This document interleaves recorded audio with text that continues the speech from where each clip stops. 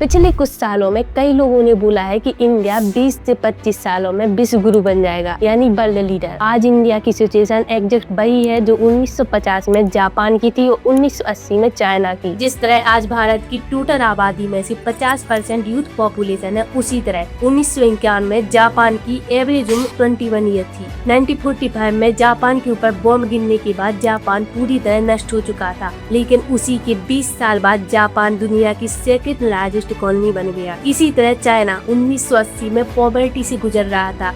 वो Chinese economy बिल्कुल Indian economy के बराबर थी, लेकिन चाइना ने अपनी यूथ पॉपुलेशन का ऐसा यूज किया कि वो आज वर्ल्ड की सेकंड लार्जेस्ट इकोनॉमी बन गया है। इसलिए सबको लग रहा है कि इंडिया के साथ भी आने वाली 20 से 25 सालों में बिल्कुल ऐसा ही होने वाला है। तो चलिए जानते हैं आज की इस वीडियो में कि इंडिया सच में विश्व गुरु बनने की ओर बढ़ रहा है या फिर इंडिया की सिचुएशन आज से भी बुरी होने वाली है। तो देखो, जियोपॉलिटिक्स में किसी भी देश को ताकतवर बनने के लिए इन 3 शक्तियों में से एक शक्ति का होना जरूरी है।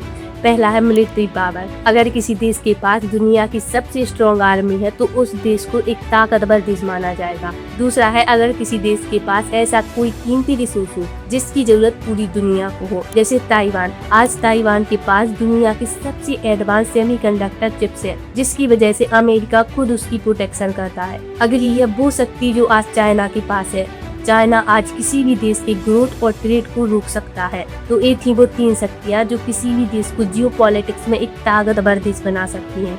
और इन तीनों शक्तियों में आज चाइना सबसे आगे है। कई लोगों का कहना है कि भारत 2030 तक जर्मनी और जापान को पीछे छोड़कर दुनिया की 3rd लार्जेस्ट इकोनॉमी बन जाएगा। लेकिन इसके बाद क्या भारत चाइना को रिप्लेस कर पाएगा? इनफैक्ट रिप्लेस करना तो छोड़ो, क्या भारत चाइना को उसके बराबर ही टक्कर दे पाएगा? तो ये कहना पॉसिबल तो नहीं है, क्योंकि इसके पीछे मेरे हिसाब से कुछ रीजन है। पहला है अनएम्प्लॉयमेंट, जो आज देश के लिए सबसे बड़ी प्रॉब्लम है। पहली बात तो भारत दुनिया का सबसे पॉपुलर वाला देश है, जिनमें से 50% लोग ऐसे हैं जो अभी 25 से कम की उम्र के हैं, यानी 700 मिलियन से भी ज्यादा। कॉन्टेक्स्ट के लिए ये अमेरिका की पॉपुलेशन से भी दुगने है। और आज ये हमारे पास एक बड़ा एडवांटेज है और इंडिया के पास एक अपॉर्चुनिटी है इकोनॉमिक ग्रोथ ड्राइवर बनने की। लेकिन यहाँ पर चैलेंज ये है कि जिस यूथ पॉपुलेशन के बेस पर इंडिया विश्व गुरु बनने के सपने दिख रहा है, उसी यूथ पॉपुलेशन में से ज्यादातर यूथ आज अनएम्प्लॉयड और डिग्री के साथ घर पर बैठे हैं और फालतू का सोशल मीडिया कंटेंट कंज्यूम करते जा रहे हैं। और इसके पीछे सबसे बड़ा रीजन है स्किल गैप। एक तरफ हमें ये सीन देखने को मिलता है कि कुछ हजार जॉब्स के लिए 20-20 हजार लोग लाइन्स में लगे हैं, और दूसरी तरफ देखने को मिलता है कि कंपनीज को एम्प्लॉय नहीं मिल रहे।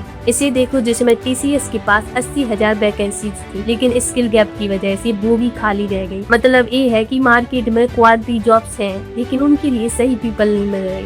एक तरफ जॉब्स के लिए इतनी ज्यादा भीड़ लग रही है और दूसरी तरफ कंपनीज को अपने लिए सही एम्प्लॉय नहीं मिल रहे हैं, और ये एक सबसे बड़ा मिसमैच है। और ये सिचुएशन इंडियन यूथ के साथ एक फ्रस्ट्रेशन का काम कर रही है और एक्सपर्ट्स के हिसाब से ये देश का सबसे बड़ा चैलेंज है। अब अगर हम लोगों से पूछे कि इस सिचुएशन का सबसे ज्यादा जिम्मेदार कौन है, तो हमें सबसे कॉमन जवाब मिलेगा हमारा एजुकेशन सिस्टम। और ये बिल्कुल सही बात है। हमारी कॉलेजेस में आज भी वही टूल्स एंड टेक्निक सिखाए जाते हैं जो आज से 20 साल पहले सिखाते थे। आज जो मार्केट इतना बदल गया है, लेकिन कॉलेजेस उस स्पीड से अपडेट नहीं हुए हैं। टूल्स और जॉब हर कुछ सालों में चेंज हो रहे हैं, खासकर इस AI एरा में। लेकिन हमारे कॉलेजेस इस चेंज को अडेप्ट नहीं कर पा रहे हैं, और नतीजा ये कि हर साल रिकॉर्ड्स ऑफ नंबर में स्टूडेंट ग्रेजुएट हो रहे हैं, लेकिन उन्हें जॉब नहीं मिल पा रही है। ऐसा नहीं है कि ये सिचुएशन सिर्फ इंडिया के सामने है। 1980 में ऐसी ही सिचुएशन चाइना के सामने भी थी। उस समय उनकी भी ज्यादातर पॉपुलेशन अनस्किल्ड थी, लेकिन उन्होंने अपनी इस प्रॉब्लम को तभी फिक्स किया और अपने एजुकेशन सिस्टम को समय समय पर चेंज करते रहे। और उन्होंने अपनी यूथ को सीरियसली ट्रेन किया, और उनके द्वारा लिया गया एक बड़ा स्टेप था हजारों वोकेशनल सेंटर खुलना, जहाँ पर उनको स्किल सिखाई जाए और ट्रेन किया जाए। और साथ ही कॉलेजेस और इंडस्ट्री के बीच में पार्टनरशिप कराई गई। लेकिन इंडिया इस मामले में पीछे रह गया। आजादी के बाद हमने भी इंस्पिरेशन लेकर कई इंस्टीट्यूट बनाए, कई कॉलेजेस खोले, IIT, IIM और ISB जैसे, और कई प्राइवेट कॉलेजेस भी खोले। लेकिन आज प्रॉब्लम ये है कि ये अच्छी कॉलेजेस लिमिटेड हैं। हर साल इंडिया में 80 लाख नए स्टूडेंट कॉलेज में एडमिशन लेते हैं, लेकिन इन अच्छे कॉलेजों में कुल मिलाकर सीट 1 लाख ही होती है। इसलिए अच्छे कॉलेजों की संख्या बढ़ाने की जरूरत है, जहाँ पर आज के टाइम की स्किल सिखाई जाए, तब जाकर इंडिया मैन्युफैक्चरिंग हब बन पाएगा। दूसरा रीजन है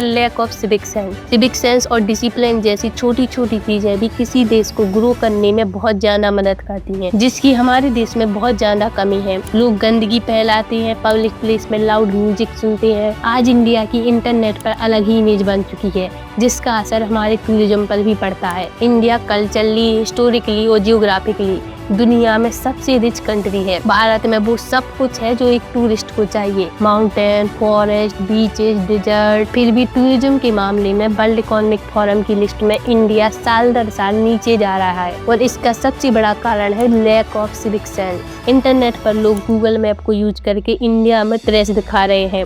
तो दोस्तों, ये थी आज की वीडियो। अगर आपको वीडियो पसंद आया तो लाइक, सब्सक्राइब और शेयर जरूर करें। मिलेंगे अगले वीडियो में।